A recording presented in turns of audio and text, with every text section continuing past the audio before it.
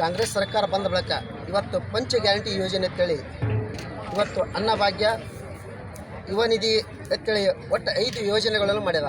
ಆ 5 ಯೋಜನೆಗಳಲ್ಲಿ ಇವತ್ತು ಕರ್ನಾಟಕ ಸರ್ಕಾರಕ್ಕೆ ಯಾವುದೇ ಮತ್ತು ನಮ್ಮ ಸಮಾಜಕ್ಕೆ ಮತ್ತು ಯುವಕರಿಗೆ ಯಾವುದೋ ಅದಕ್ಕೆ ಕೆಲಸಕ್ಕೆ ಬರಲಾರ್ದಂಥ ಕೆಲಸ ಆಗಿದೆ.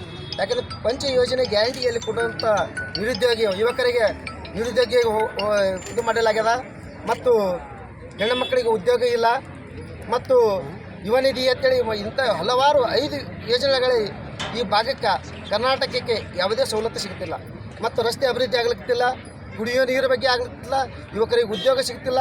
ಈ ಪಂಚ ಗ್ಯಾರಂಟಿ ಯೋಜನೆಯಿಂದ ಸರ್ಕಾರ ಜನರಿಗೆ ಮೂರ್ಖರಿಗೆ ಮಾಡ್ತಿದೆ. ಯಾಕಂದರೆ ಸರ್ಕಾರ ತನ್ನ ಸಾರ್ವಜನಿಕರಿಗೆ ಕತ್ತಿ ಅಂತಿತ್ತೆ ವರ್ತನೆ ಮಾಡಕತ್ತೆ. ಯಾಕಂದ್ರೆ ನಾವು ಈ ಭಾಗದಾಗ ಪ್ರತಿನಿಧಿಯಾಗಿ ನಾವು ಮಾನ್ಯ ಸಿದ್ದರಾಮಯ್ಯ ಅವರಿಗೆ ಮುಖ್ಯಮಂತ್ರಿ ಅಂತ ಘೋಷಣೆ ಮಾಡಿದ. ಆ ಘೋಷಣೆ ಮಾಡೋದಂಥ ಡಿ.ಕೆ. ಶಿವಕುಮಾರ್ನ ತಾಳದಂತೆ ಕುಡ್ಲಿಕ್ಕತ್ತ. ಯಾಕಂದ್ರೆ ಸಾರ್ವಜನಿಕರಿಗೆ ಪಂಚ ಯೋಜನೆ ಕೊಟ್ಟು ಕತ್ತಿ ಅಂತೆ ಸಾರ್ವಜನಿಕರಿಗೆ ಕತ್ತಿ ಮಾಡಿಬಿಟ್ರು.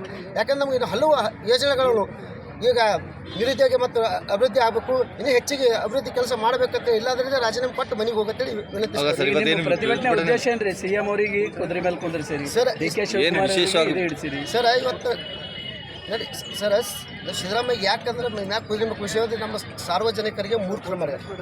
ಯಾಕಂದ್ರೆ ಪಂಚ ಯೋಜನೆ ಅಂತೇಳಿ ಎಲ್ಲರಿಗೆ ಬಸ್ ಫ್ರೀ ಬಿಟ್ಟಾರ, ಪಂಚ ಯೋಜನೆಗಳಿಗೆ ಬಸ್ ಫ್ರೀ ಬಿಟ್ಟಿಲ್ಲ ಅಂತ ಹೇಳ್ತಾರೆ. ಅನ್ನಭಾಗ್ಯ ಕೊಟ್ಟರಂತ, ಯುವ ನಿಧಿ ಅಂತ ಕೊಟ್ಟಿರಂತ, ಗೃಹ ಜ್ಯೋತಿ ಕೊಟ್ಟಿರಂತ, ಇವು 5 ಯೋಜನೆ ಕೊಟ್ಟು ಸಾರ್ವಜನಿಕ ಕತ್ತಿ ಮಾಡ್ರೆ. ಯಾಕೆ ಡಿ.ಕೆ. ಶಿವಕುಮಾರ್ ಅವರು ತಾಳದಂತೆ ಕೈಕೊಳ್ಳಿಗತ್ತಾರ. ಯಾಕಂದ್ರೆ ಅವ್ರಿಗೆ CM ಮಾಡಿ ಕುದುರೆ ಮೇಲೆ ಕುದಿಸ್ಯಾರ.